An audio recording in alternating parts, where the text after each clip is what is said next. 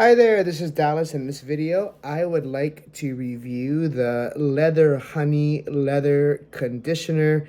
As you can see, this bottle is a used one, and it's because I have been using this conditioner for quite some time.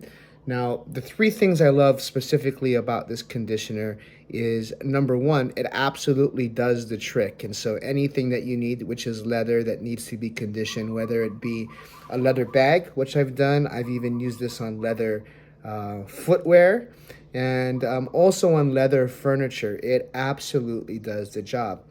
The second thing I love about this particular conditioner is that it lasts a long time. As you can see, the bottle has some wear because I've had it for over a year now. This one single bottle, but there's still some in there for me to use because it doesn't take a lot of the actual substance to use on whatever it is that you are conditioning.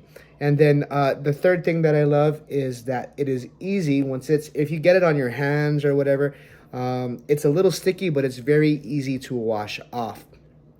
I know some other conditioners that when you have it on your hands, it takes forever, a long time to wash off, and it's not the case with this one. This one washes off very easily.